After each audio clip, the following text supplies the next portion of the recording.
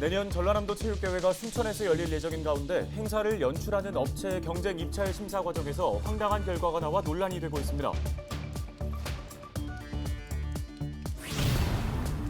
지난 일주일 사이 여수 지역 초등학교와 중학교를 중심으로 코로나19 확진자 40여 명이 발생하면서 방역당국이 모든 학생을 대상으로 전수검사를 벌이고 있습니다.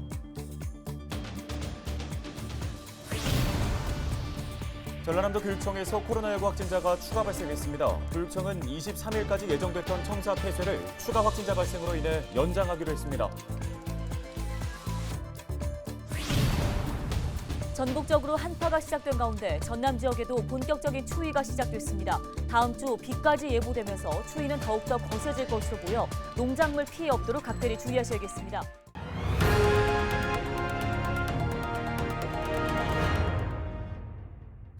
첫 소식입니다. 전라남도 체육인들의 기량을 볼 수 있는 전라남도 체육대회가 내년에는 순천에서 열립니다. 성공적인 행사를 치르기 위해 전체 행사를 연출하는 업체를 선정하기 위한 경쟁 입찰 심사가 이루어졌는데요. 네, 이 심사 결과가 논란입니다. 7점 만점 항목에 10점이 나오고 총점 60점 만점에 61점이 집계되는 황당한 결과가 나왔습니다. 복수의 제보자들은 내정, 특혜 의혹을 제기했습니다. 보도에 서경 기자입니다. 지난 9일 순천시 건강문화센터에서 진행된 61회 전라남도 체육대회 연출대행 용역평가. 7명의 심사위원이 업체 5곳을 대상으로 심사를 진행했습니다. 심사 항목은 모두 8개. 항목마다 배점이 달랐는데 과업의 이해도 항목이 논란의 중심에 섰습니다. 과업의 이해도 항목의 배점은 7점. 다시 말해 100점 만점일 때 7점을 줄 수 있는 겁니다. 그런데 평가위원별 평가 점수표를 보니 10점과 8점이 확인됐습니다.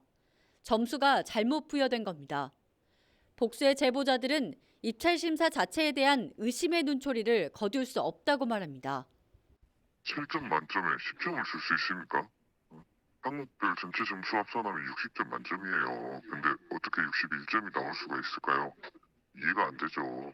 제가 입찰을 한두 번 참여한 것도 아닌데 아니 사실상 점수 집계 하는데 1시간도 안 걸리거든요. 근데 결과 자체가 3일 뒤에 발표가 됐어요. 이건 내정이나 특혜 말고 설명이 안 되는데. 용역평가를 진행한 순천시 체육진흥과는 단순한 점수 집계 실수라고 해명했습니다.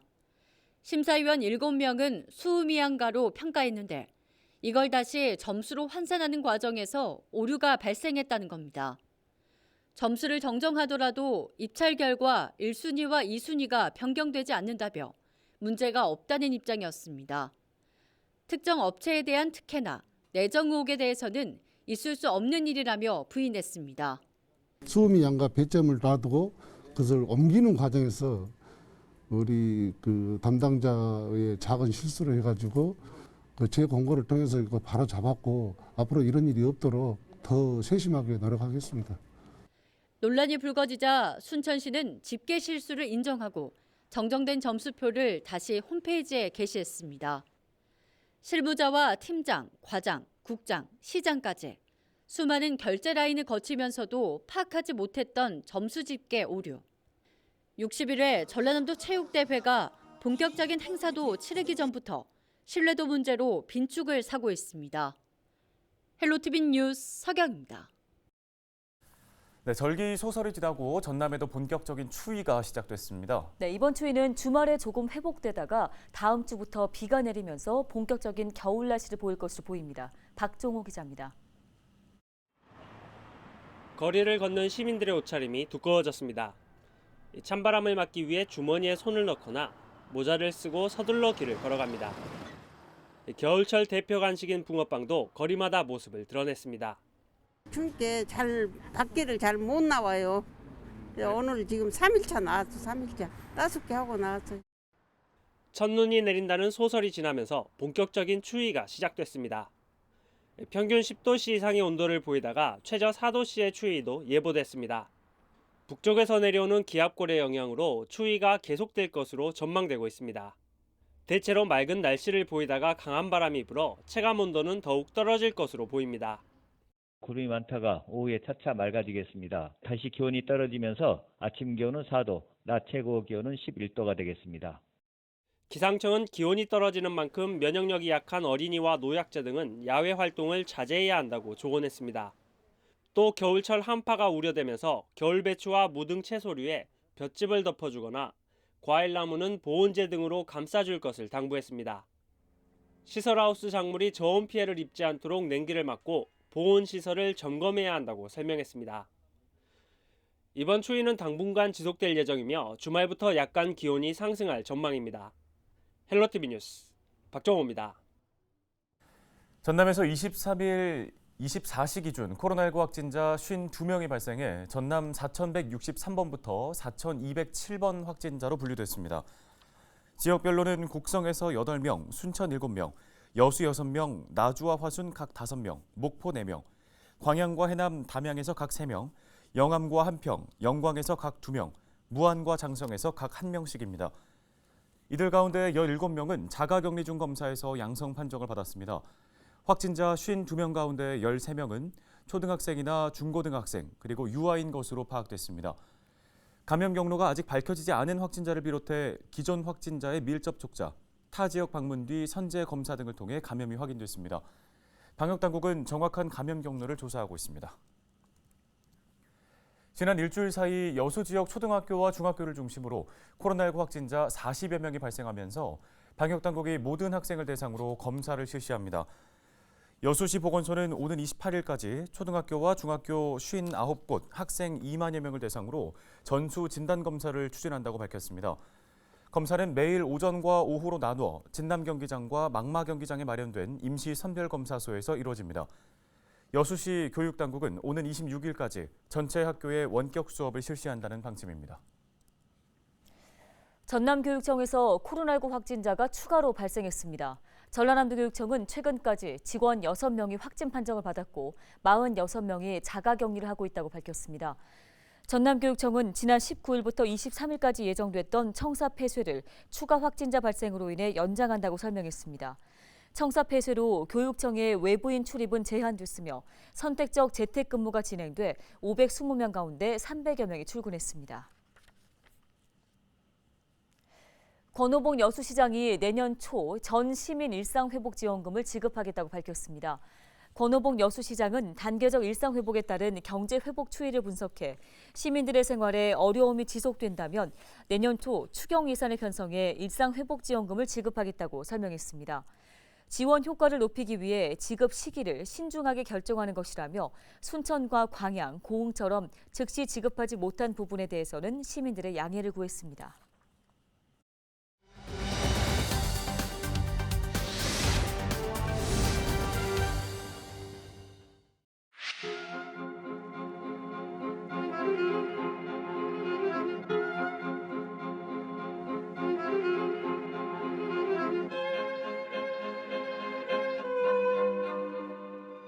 오늘 4,000명 넘었대요. 전부 어마어마하답니다. 그러니까 자영업자들한테는 죄송하지, 그지? 그렇지만 일반 저 같은 시민으로서는 조금 아직은 조금 이르다는 생각이 듭니다. 근무하는 데가 병원인데요. 사실은 병원에서는 위드 코로나라는 의미가 사실 없어요. 가족들은 좀 덜 했으면 하는 생각도 있거든요. 왜냐면 조금 우울감도 있고 애들이 굉장히 활동적인데 친구들하고 잘 못 어울리니까 그런 게 좀 너무 짠하다는 생각이 듭니다.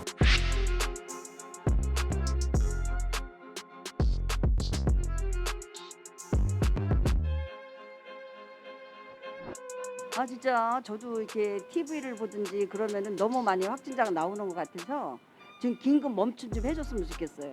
이 소상공인들에 대해서는 너무 심한적이지만 어떻게 할 수 없지. 자꾸 퍼지니까. 저는 멈추기보다는 이제 국민 경제가 갓 살아나기 시작하는데 현 상태가 유지되거나 이랬으면 좋겠습니다.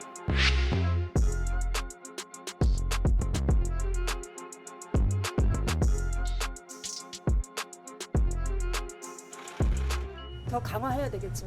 더 확산되면 더 나중에는 더 큰 문제가 사회적인 문제가 되겠죠. 2주 정도는 가능하다고 생각해요.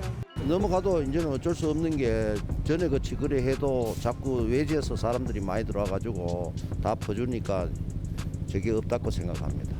물론 상인분들이 코로나가 계속되면은 규제가 계속되면 피해를 많이 보시는 것도 알고 경제적으로 침체되는 것도 알지만 확진이 나면 사람이 죽거나 많은 사람들이 더 큰 피해를 볼 수도 있는 상황이고 건강과 관련된 문제이다 보니까 이런 경우에는 사회적 거리두기를 제대로 해서 규제를 하고 확진자를 줄여 나가는 게 좋다고 생각합니다.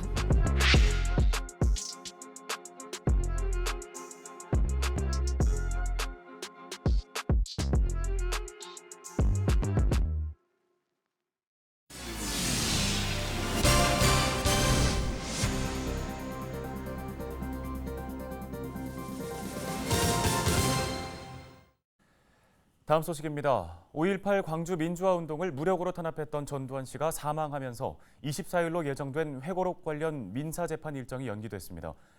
광주고법 민사 2부는 5.18 단체 4곳과 고 조비오 신부의 유족이 전 씨와 아들 전재국 씨를 상대로 낸 손해배상 청구 소송 항소심 기일을 연기하기로 결정했습니다.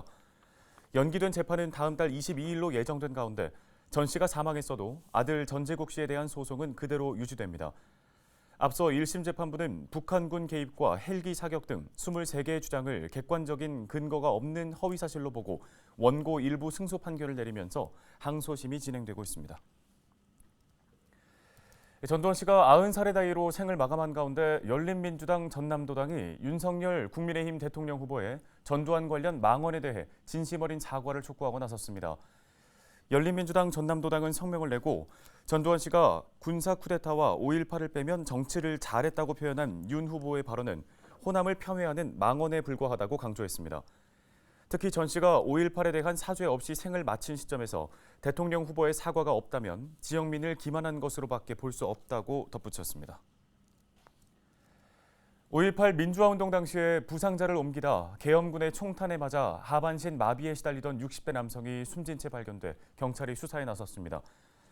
68살 이모 씨는 23일 낮 4시쯤 전남 강진의 한 저수지에 빠져 숨진 것으로 파악됐습니다.